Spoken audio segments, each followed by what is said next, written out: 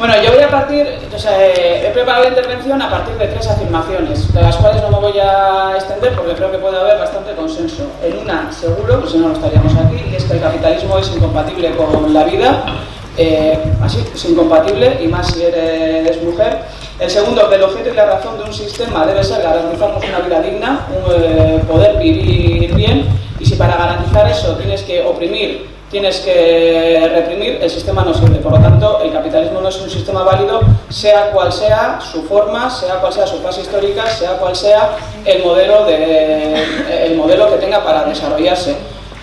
No lo fue cuando su modelo era el estado de bienestar, y por lo tanto intentar recuperar ese estado cuando lo están liquidando, desde luego yo pienso que es un mal negocio que estamos haciendo para la clase trabajadora en su conjunto y para las mujeres en concreto.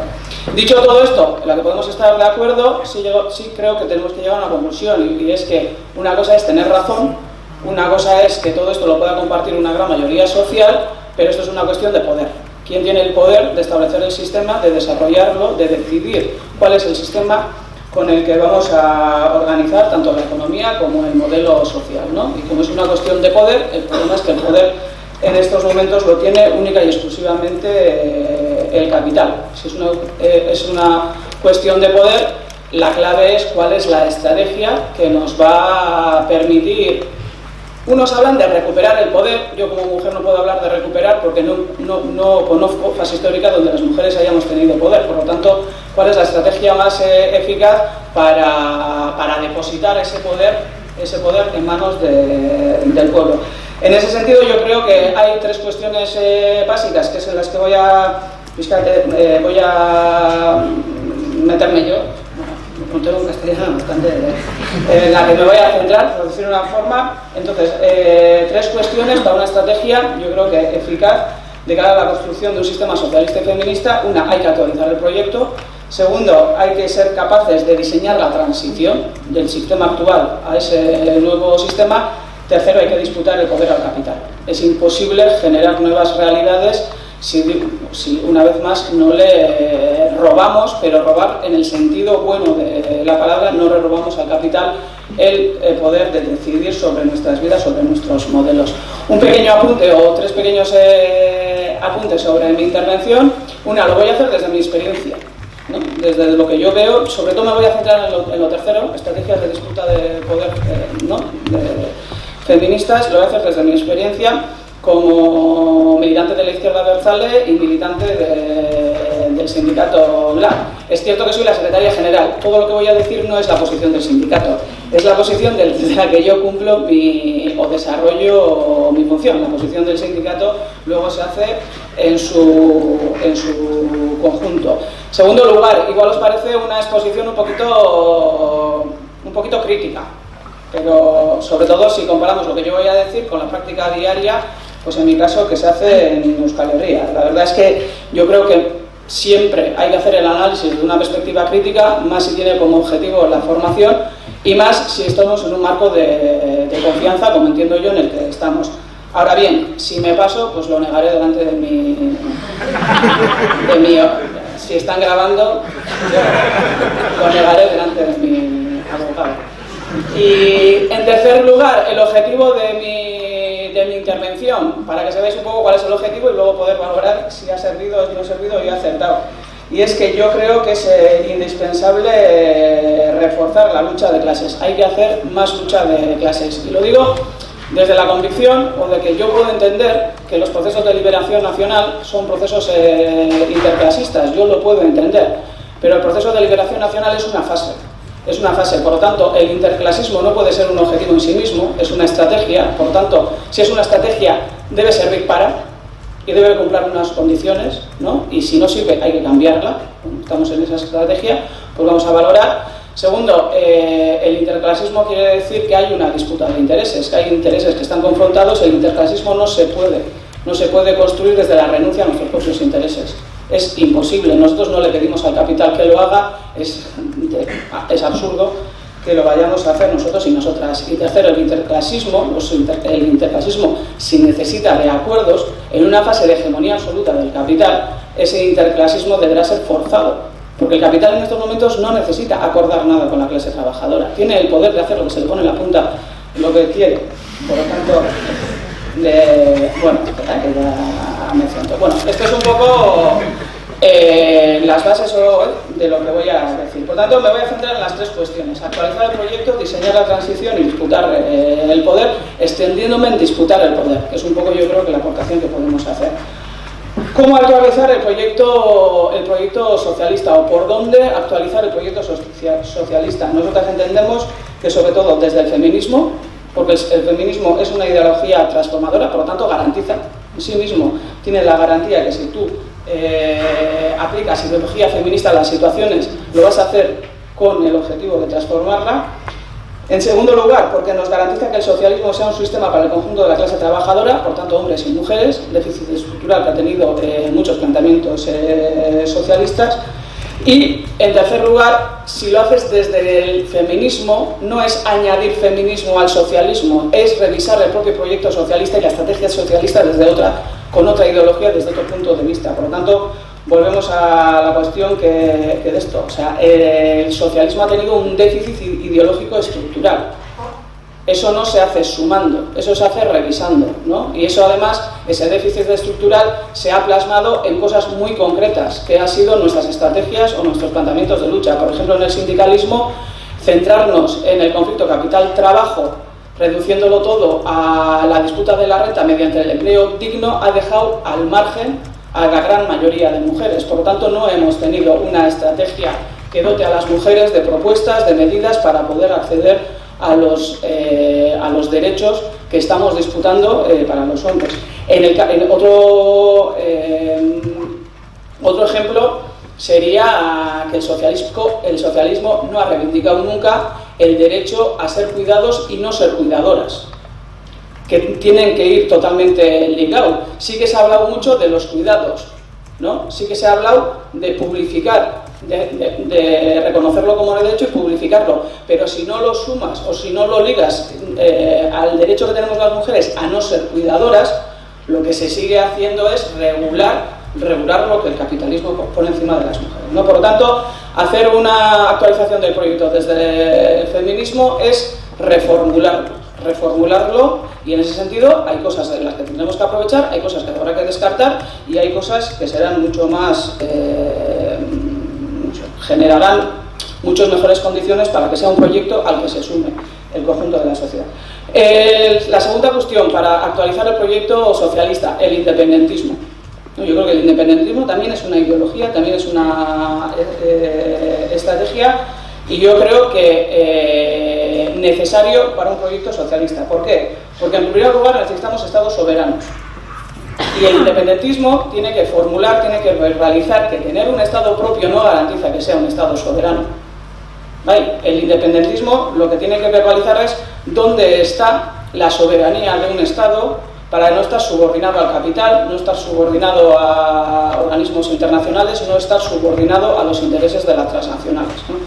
Por lo tanto, ¿dónde está? Yo creo que el independentismo tiene mucho recorrido que hacer en proponer modelos socioeconómicos soberanos, soberanistas, el propio modelo. Un propio modelo basado en la soberanía financiera, por ejemplo, no tener que depender de los sistemas financieros internacionales y demás, ¿no? Yo no estoy diciendo que vaya a haber modelo socioeconómico totalmente independiente, pero sí será interdependiente. Lo que no puede ser es totalmente dependiente de lo que hace el capital y lo que el capital en cada momento, ¿no? Por lo tanto, estados soberanos. Segundo, que el poder de decisión sobre el sistema y su desarrollo resida en el pueblo. Yo creo que aquí es donde más crítica puede aparecer. Yo creo que las actuales estrategias del derecho a decidir no nos van a permitir o no están permitiendo que sean estrategias transformadoras, ir transformando la realidad. ¿Por qué? Porque si el derecho a decidir no llega al mundo laboral, si el derecho a decidir no deposita el control democrático de la economía en la sociedad, y el derecho a decidir no permite la participación efectiva de los trabajadores y las trabajadoras en el diseño de las políticas socioeconómicas, no estamos hablando de derecho a decidir. Sí estamos hablando de derecho a ser consultados, o sí estamos hablando a que seamos nosotros y nosotras las que decidamos el estatus jurídico-político de nuestro ámbito, a lo cual no le quito en absoluto importancia. Pero si lo que nosotros queremos es ser nosotros y nosotras las que decidimos cuál es el sistema del que nos queremos dotar, el derecho a decidir tiene que ser mucho más. Y cuando hablamos de depositar en la sociedad, de hacer que los trabajadores y las trabajadoras sean determinantes a la hora de decidir el sistema, no estamos hablando de cosas que no se puedan concretar. Por ejemplo, que los presupuestos necesiten el aval o necesiten el sí de los agentes sociales, incluyendo al movimiento feminista como interlocutor de Estado, ¿no? Tienen o requieren el aval de la patronal. No hay presupuesto que salga para adelante si la patronal dice que no. Eso nos lo dice a nosotros la patronal claramente, y eso nos lo dice a nosotros el gobierno de Urkullu claramente, y no creo que los de aquí están muy lejos de ese planteamiento. Si tú pasas un presupuesto para pasar a trámite, necesita pasar por el Consejo Económico Social, por ejemplo, siendo el Consejo Económico Social no una pantomima, sino no un órgano consultivo, sino un órgano determinante, la sociedad, mediante sus interlocutores válidos, es determinante a la hora de hacer política. Segundo, que los convenios colectivos sean obligatorios. Si los convenios colectivos son obligatorios en un centro de trabajo y por lo tanto necesitas el aval de la mayoría sindical para llegar a ese convenio, somos determinantes a la hora de fijar las condiciones laborales de ese centro de trabajo. En estos momentos no solo no es obligatorio, es totalmente opcional, pero además los convenios que los haces no tienen por qué cumplirlos la patronal. ¿Vale? Pero eso sería otra cosa, es súper concreto, es decir, convenios colectivos obligatorios. Se necesita una reforma constitucional para eso, se puede hacer sin reforma. Y es, por ejemplo, que la administración pública diga: yo no doy contrato público a empresa que no tenga convenio colectivo. Tan fácil como eso. Tan fácil como eso. Y el tercero, que las reformas determinantes sean aprobadas por consultas populares.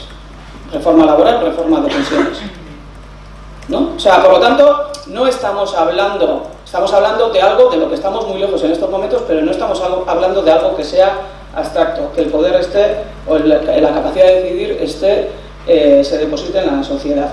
Y en tercer lugar, estados soberanos, que el pueblo decida. Tercero, que el pueblo sea libre a la hora de decidir. La precariedad, aparte de unas condiciones laborales pésimas, la precariedad es un sistema de dominación.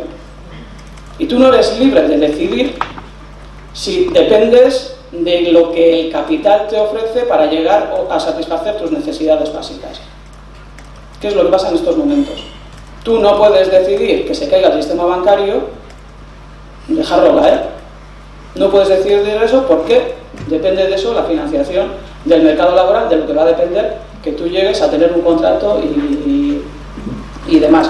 Por lo tanto, si queremos decir que efectivamente está decidiendo la sociedad, habrá que garantizar unas condiciones materiales suficientes, no mínimas, sino suficientes, para poder decidir. Segundo, habrá que abrir vías de acceso a ese derecho a decidir a las mujeres.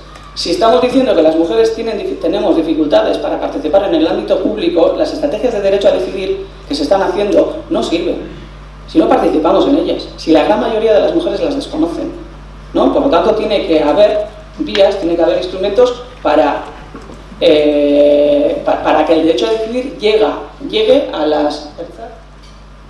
a los márgenes, a lo que está en el margen. Seguimos hablando a un núcleo central de la sociedad con lo que estamos haciendo. Y tercero, si vamos a decidir libremente, la posibilidad de satisfacer nuestros derechos no puede estar en manos del capital, porque eso no es libertad. Los derechos tienen que estar garantizados por el sector público, por el sistema público, y una vez que tenemos garantizados nuestros derechos, que nos pregunten. Y ya veréis cómo las decisiones cambian totalmente. Yo creo que estas cuestiones son las que tiene que abordar el independentismo. Creo que no se está haciendo, o que hay bastantes déficit a la hora de hacerlo, pero no creo que un movimiento que no sea independentista se plantee estas cosas. Por lo tanto, sí creo que el socialismo solo va a venir desde el independentismo en estos momentos. Y en otra tercera cuestión para actualizar el proyecto sería, o nosotros estamos buscando, el ecosocialismo. O sea, no podemos decir que vivir bien dependa de nuestra capacidad de consumir y la capacidad de satisfacer las necesidades de un país dependa de producir. O sea, no podemos encontrar ahí las salidas. No se puede producir ilimitadamente y no podemos pensar que la capacidad de consumir nos da efectivamente la felicidad. Por lo tanto, hay un montón de planteamientos sindicales, yo veo a lo mío, hay un montón de planteamientos sindicales que caen por sí mismos. El sindicalismo tiene que empezar a hablar de crecimiento económico, el sindicalismo tiene que empezar a hablar de reparto de la riqueza, no solo en fase de crecimiento, el sindicalismo tiene que hablar de un sector público que cubra las necesidades de la sociedad, poniendo a la persona y no al empleo, a la persona a la centralidad de su proyecto. Esto en cuanto a actualizar el proyecto socialista. Unos apuntes y para que nos vayamos con los deberes a casa. Segundo, sobre una transición socialista. Estamos en una realidad, o sea, no vale con decir a la gente que en el socialismo vamos a vivir todos mejor. Hay que hacer un camino, hay que hacer una transición y hay que diseñar esa transición. Yo creo que hacemos bien, ¿no?, en dibujar esa Euskal Herria, en nuestro caso, esa Euskal Herria socialista, feminista, pero la cuestión es cómo, dónde está la transición, dónde está la estrategia. Yo solo comentar tres cosas. Uno, si tú vas a hacer una transición feminista, tienes que definir cuál es el punto de llegada. O sea, ¿qué es un Estado feminista? ¿No? Porque eso en qué se concreta. En mi opinión, en un Estado que sea capaz de hacer políticas de Estado feminista. O sea, que el propio Estado, y no parte de ese Estado, no las mujeres de ese Estado, no ciertos partidos políticos de ese Estado, es el Estado el que decide que hay que superar el patriarcado, el que decide que hay que superar la división de género, y es el propio Estado el que diseña sus políticas para ello. Uno, por ejemplo, reconocer el valor político del trabajo reproductivo y de cuidados, reconocer el valor económico, contabilizarlo y derivarlo en derechos. Por lo tanto, se reconoce el derecho a una pensión a las mujeres porque han trabajado toda su puñetera vida. Y no tienen que esperar a quedarse sin marido para cobrar viudedad. O no tienen que depender del empleo precario que han tenido que aceptar, ¿no? Eso sería una política de Estado. ¿Ese Estado es feminista? Es que yo tampoco sé muy bien cuál es un Estado socialista y cuál es un Estado feminista. O sea, el feminismo y el socialismo son procesos, ¿no? Por lo tanto, el Estado será cada vez más feminista cada vez que haga más políticas de esas características. Y el segundo, y sigo dándole mucho valor, reconocer al movimiento feminista como interlocutor de Estado. En el estado de bienestar, ¿no?, el sindicalismo lo que hace es reconocer a la clase trabajadora como interlocutor de Estado. Y el sindicalismo es el que ejerce esa interlocución, porque es a partir de una lucha de clases, ¿no?, en el que se genera un acuerdo, bueno, todo está movido. Vale. En un Estado feminista, aparte de los sindicatos, tienes que reconocer al movimiento feminista. Por lo tanto, reconoces a las mujeres como sujeto político, las reconoces como sujeto político determinante y las haces interlocutoras de Estado. O sea, luego se verá cómo se genera esa interlocución. El de los sindicatos está claro, el del movimiento feminista yo no tengo ni idea. Pero a nadie se le ocurre. Yo no he visto ningún sitio en Ecuador, pero bueno, en nuestro ámbito, donde de verdad lo que diga el feminismo es determinante. Lo que se han hecho son los institutos de la mujer, de los cuales no voy a mi opinión. Vale, transición feminista, definir Estado feminista, políticas de Estado. Yo creo que esto es una labor principalmente de los proyectos socialistas, de los proyectos políticos transformadores. En segunda cuestión, un programa feminista para la transición. Yo he ido a muchas charlas, he participado en charlas, ¿no? Se habla de la economía feminista, se habla de esos objetivos feministas, pero ¿cuál es nuestro programa político? Entonces necesitamos un programa político que recoja la tabla reivindicativa, ¿no?, que hay que hablar. Yo creo que eso corresponde al movimiento feminista. Y luego seremos el resto de los movimientos los que decidimos asumirlas o no asumirlas, cómo hacemos para luchar por ellas. Pero necesitamos un programa feminista. Porque es que si no, es imposible ir acumulando fuerzas, es imposible esto. Y en tercer lugar, disputar el poder. Y yo siempre volveré a disputar el poder. Yo creo que disputar el poder en su integridad, o sea, como nación, como clase, como mujer, creo que el movimiento feminista tiene que ser un movimiento consciente de que hay que disputar poder como nación y como clase, pero creo que los independentistas y los que hacemos lucha de clase no podemos obviar que disputamos el poder también como mujeres y disputamos el poder para las mujeres, o efectivamente poco recorrido van a tener nuestras estrategias, ¿no? Y entro en estrategias feministas para disputar poder al capital. Hay una que, pues yo qué sé, yo no sé cómo decirla, pues la que ha sido las estrategias de empoderamiento, ¿no? Estrategias para empoderarnos. Las mujeres debemos empoderarnos. A ver, yo no niego lo que ha tenido resultados. Yo no niego que las mujeres no nos debamos empoderar. Pero lo cierto es que si miramos para atrás, si miramos el nivel de poder que tenemos las mujeres, en Euskal Herria, por ejemplo, la eficacia de las políticas lingüísticas, lo sabe María más que yo, es que a la marcha que vamos euskaldunizando a la gente, pues necesitamos como 150 años para euskaldunizar el país, ¿no? Más o menos. Pues a la marcha que vamos empoderando a las mujeres vamos a necesitar 200. Y yo no niego que haya que hacer luchas para que en el futuro las realidades sean otras, pero yo no lucho, yo no me meto a luchar para que en un futuro se viva mejor. Yo lo que quiero es que mi madre tenga derecho a una pensión. Por lo tanto, una estrategia de empoderamiento que va a dar resultados dentro de 150 años, en el caso de que los dé, me parece que no es una alternativa válida para las mujeres en estos momentos, sin restar que tiene que empoderar. Pero luego hay dos cuestiones que para mí hay que revisar. Una, se ha entendido el empoderamiento de la mujer con la participación en la vida pública. Se ha entendido el empoderamiento de la mujer con la participación en órganos de dirección de instituciones, de la universidad y demás. Pero la realidad es que el poder se ha privatizado. El poder no está en el ámbito público, el poder está en el capital, en entes privadas. Por lo tanto, ese empoderamiento no toca en muchos casos el poder real. No llegas. O sea, el empoderamiento con mayorías institucionales es insuficiente. Yo no digo que no sea necesario, pero desde luego es insuficiente. Y una segunda cuestión, que ya lo explica María también, o sea, no se trata de empoderarnos, sino de revertir la pirámide del poder. Se trata de cambiar la jerarquía del poder, se trata de que el pueblo tenga poder, la mayoría tenga poder sobre esa minoría que tiene, que es el capital.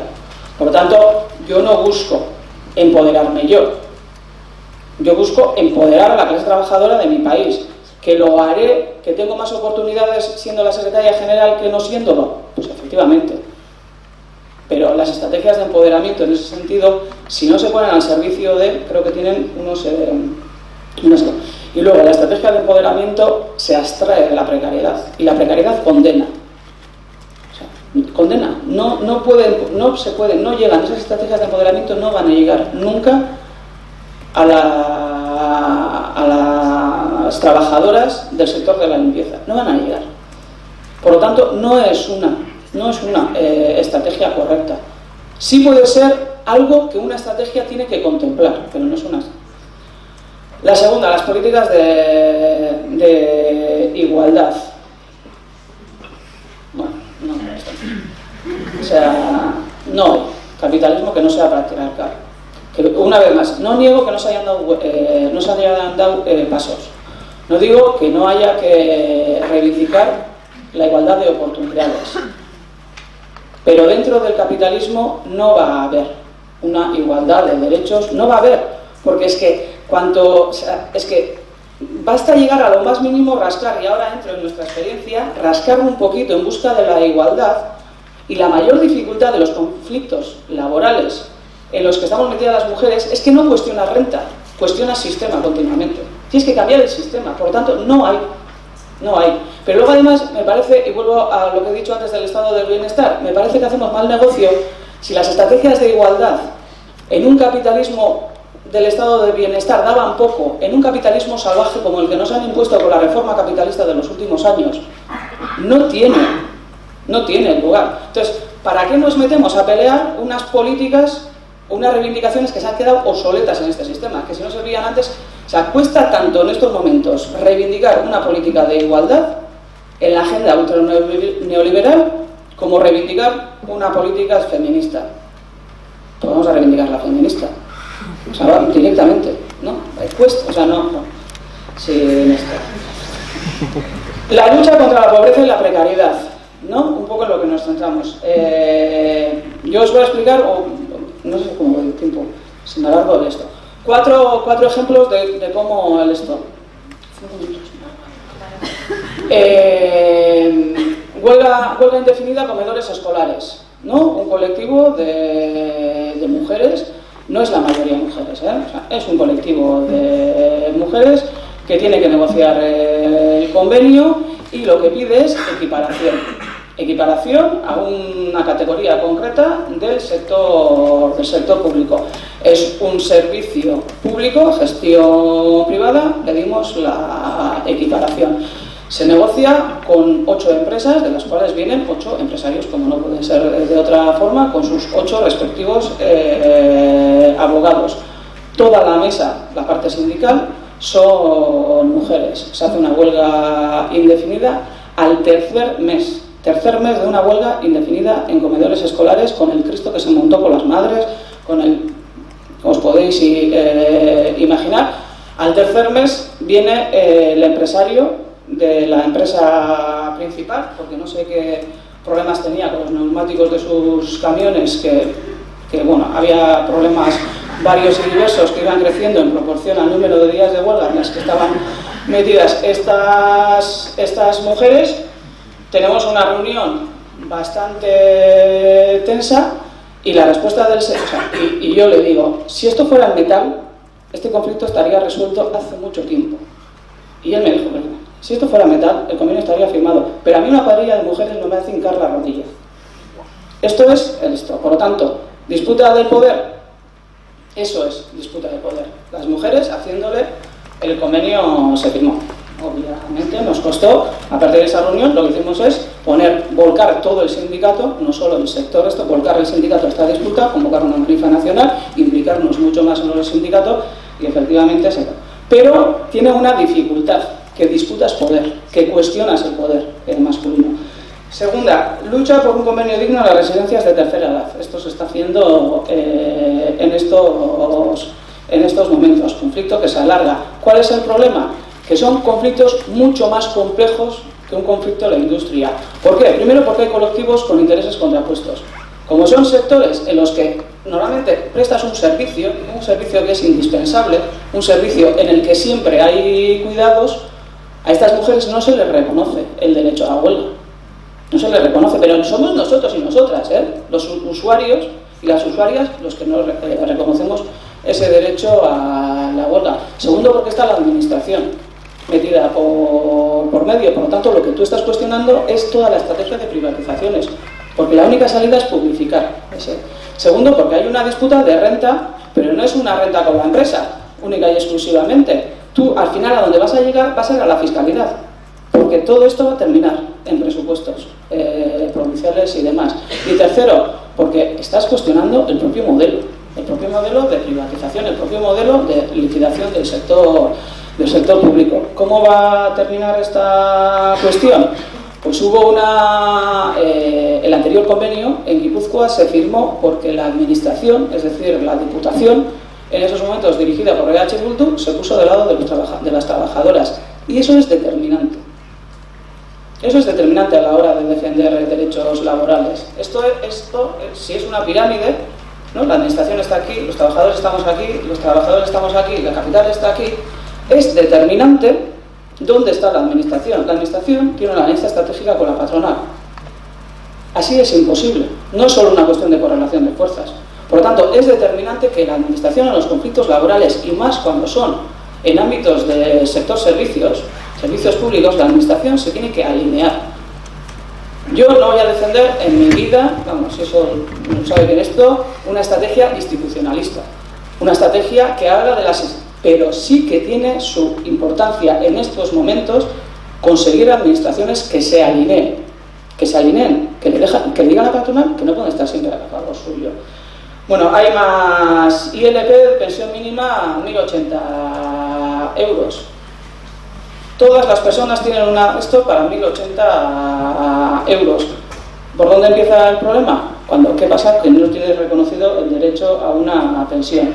Y el tercer último, 35 horas, reducción de jornada para las mujeres normalmente es el reconocimiento de una jornada completa, de una puñetera vez. Porque tenemos, ¿no? Por lo tanto, sí que hay experiencias, pero todas las experiencias tienen la dificultad y la virtud que lo que se cuestiona no es disputar renta, lo que se cuestiona es el propio modelo y nos lleva a esto. ¿Cuáles son las condiciones para poder hacer esto? Porque esto supone que tú has hecho un sindicalismo y lo tienes que cambiar, lo tienes que transformar radicalmente. Y tienes que decir a los hombres del sindicato que muy bien lo que han hecho, pero que no hay que dejar, que hay que dejar hacer. Que hay que hacerlo de otra forma. Y tiene su seria dificultad. Primera cuestión, participación de la mujer en nuestro caso en el sindicalismo. Paridad en los órganos. Nosotros en el 2000 aprobamos el Plan de Igualdad de Oportunidades. En el 2000 éramos 101 liberados liberadas, 34% mujeres. En estos momentos, 207 liberados liberadas, 45% de mujeres. En los órganos de dirección, en la Asamblea Nacional 41, en el Comité Nacional el 61 y en el Ejecutivo el 60. ¿Es una garantía? No. Pero es indispensable y te genera condiciones objetivas y subjetivas, porque cuando se ataca al derecho laboral por ser mujer, y en el Ejecutivo somos mayoría de mujeres, el Ejecutivo se da por aludido y por interpelado y pide respuestas enseguida. No tiene que venir a presionarnos nadie. Es básico la composición. Por tanto, hemos aumentado en afiliación y demás. Es totalmente básico y no es simbólico tener una secretaria general mujer, independientemente del resultado de la labor que se haya hecho. La última asamblea de delegados y delegadas, las asambleas siguen siendo de hombres. En ese contexto, un obispo dijo que las homosexuales tenemos una tara y lo terminó